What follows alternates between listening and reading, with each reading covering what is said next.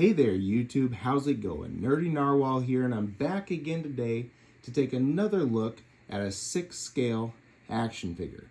Today we're going to be taking a look at an awesome third-party piece coming from Premier Toys, and that is the Premier Toys Warlord, or as you might better know him, Immortan Joe from the film Mad Max Fury Road, as well as the upcoming film Furiosa, directed by George Miller. Let's not dilly-dally, and let's hop in right away to see just what this awesome unlicensed figure has to offer. First of all, let's come in close and just start getting a feel for the aesthetic of this figure, down to how everything looks, how everything sits on the armor. Yes, those are attached via cloth and they move around just as somewhat real badges probably would. Chains, it's grimy, it's dirty.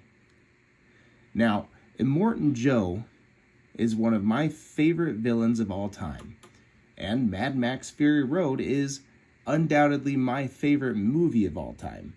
So as I was traveling across the country last summer, and I hopped into an action figure retailer and saw this sitting on the shelves, I knew I absolutely had to make this guy a part of my collection.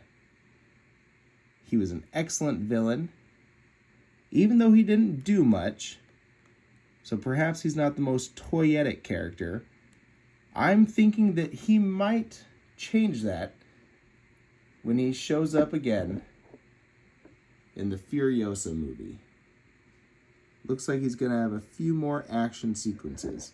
And not that that really matters, because all I really need of a figure of Immortan Joe is essentially him to hang out on the shelf with my Mad Max figure and look menacing, which this figure definitely does. The hair is maybe a little bit excessively unkempt. However, it still works for me. I've seen people go in there and manipulate it with waxes or hair gels, wet it down, and they can get it to look absolutely fantastic. I, however, am not a 6 scale hairstylist. It's not entirely outside of my realm to do some futzing with it to make it look a little bit better, but it's not something that I'd say I'm great at. As well, I don't think that he really looked super clean in the movie. Maybe a little bit cleaner than how he looks here with his hair, so it's not high on my list of things to do. The figure looks fantastic and good enough for me to put on display without any severe amount of messing around.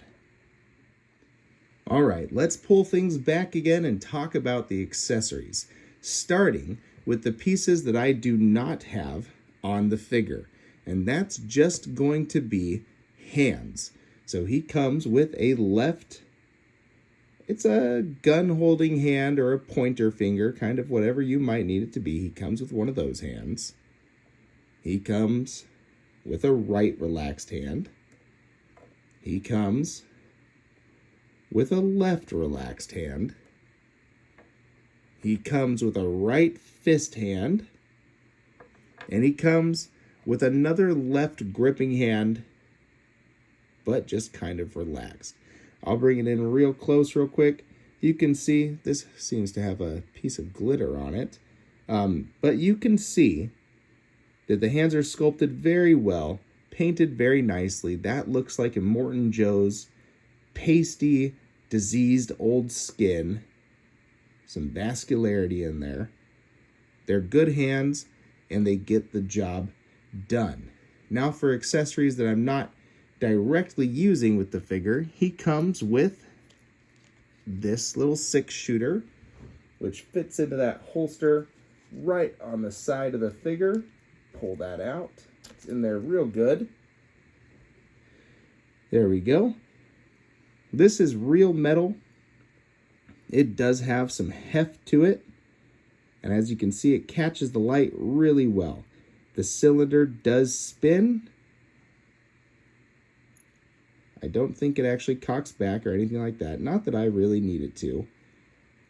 It's nifty, but even the cylinder spinning is not a super necessary thing for me. I just need a piece to look good as a figure holds it, and that gets the job done. He comes with this other 6-shooter, and this one's a little bit bulkier. This one I remember him using more often than this one. They both made a bit of an impression, but this one made a bit more of an impression. Once again, the cylinder is going to spin on this, and he can hold that really well in his trigger finger hand. Let's slide that out. Immortan Joe also comes. Oh, just pop the whole hand off, I guess. 1 second. There we go. Immortan Joe also comes with this scepter, which he did have pretty briefly in the movie. See if I can get that to refocus on the camera. Get my hand behind it. Come on.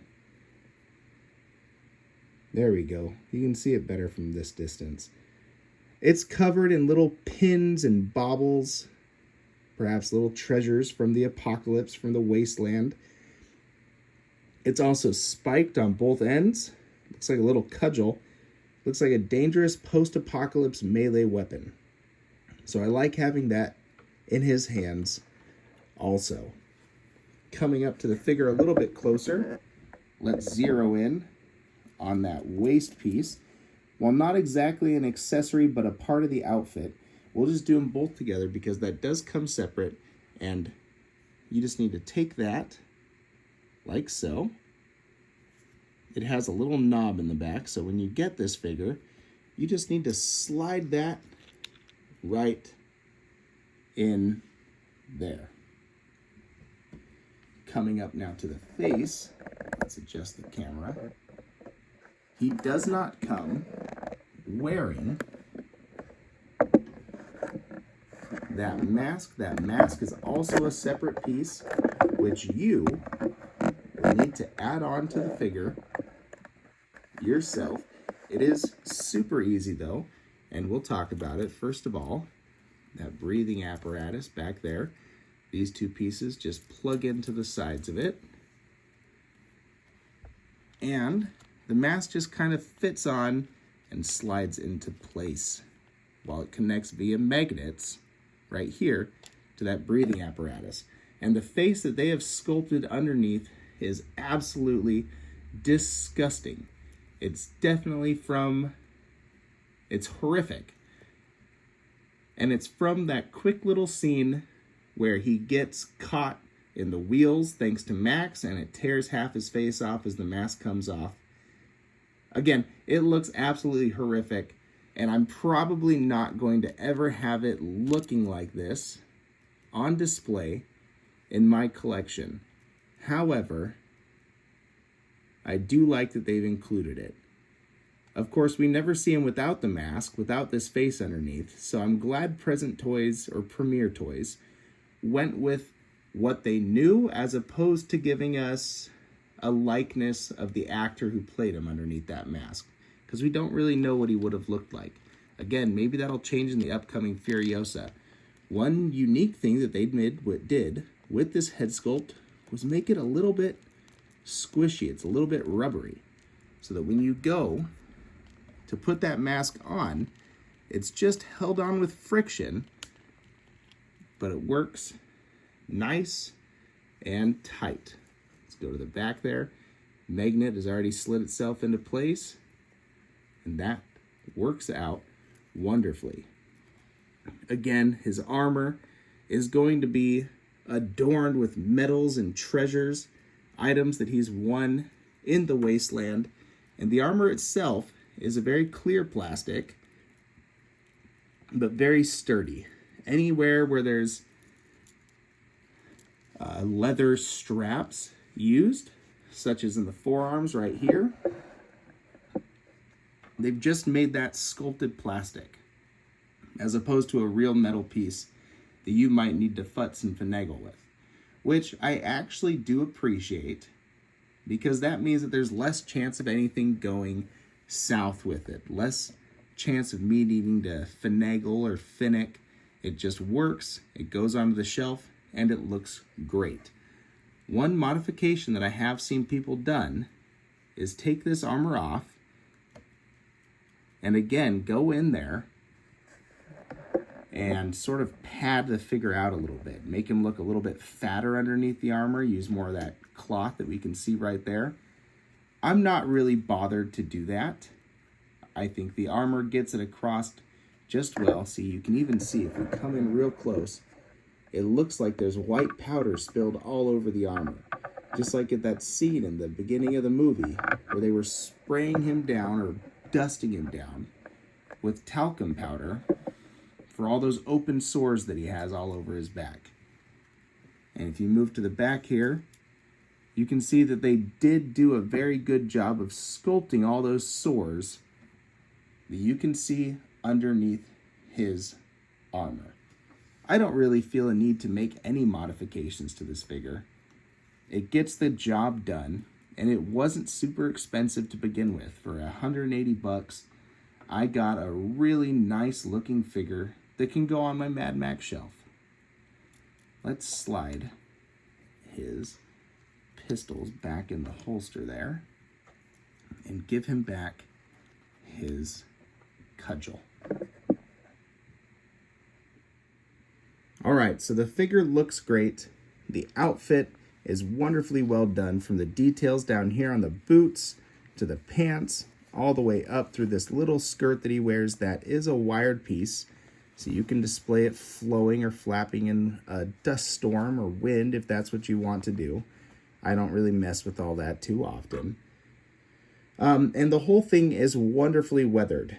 I'd say that the weathering is on par with any piece that we ever got from 3A. It's dusty, it's dirty, it's definitely been in the wasteland. Aesthetically, this figure gets the job more than done.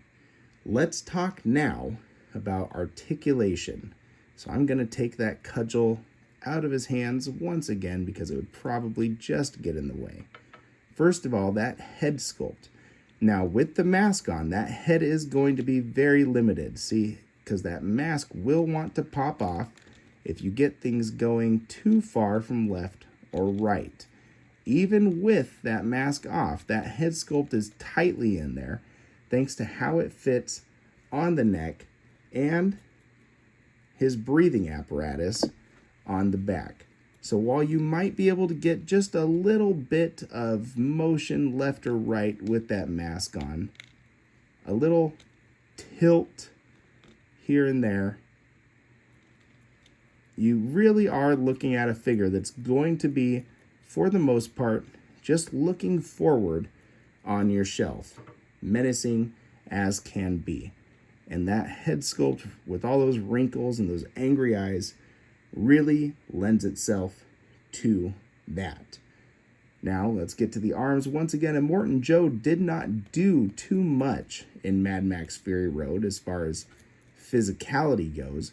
I'm hoping that does change a little bit and we get to see a little more from the Warlord in the upcoming Furiosa movie, as that will portray a younger Immortan Joe before he got quite as sick.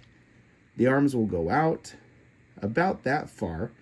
They are hindered slightly by the wrappings that are used on the figure. As you can see, I'll pull that up and the arm will want to slide back down a little tiny bit, but not much. The arms can go forward all the way. They could circle all the way around. And you can see that that shoulder piece, which is attached to the torso piece here, really does a good job of getting itself out of the way for arm articulation.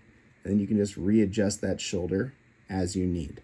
Now the wraps in here really feel akin to what I use for a lot of my modifications to figures, and that is just essentially athletic tape. So if this ever comes apart, I'm sure it would be pretty simple to just rewrap the piece with athletic tape and dirty it up ourselves, maybe throw it in some dirt. Let's check the elbows. They are double jointed elbows. There we go. And you're going to be able to get to about right there, about 45 degrees with those elbows. The wrists are, per usual, standard 6-scale wrist pegs, which offer you plenty of hinge and swivel for holding on to those accessories. You aren't going to get much out of the waist because that is a puffy, hard plastic. You'll be able to bend him at the hips, though, if you do want to get him looking over at something. But that waist, I would just consider it not an option. You can see how often I'm having to go back and readjust that faceplate on the figure.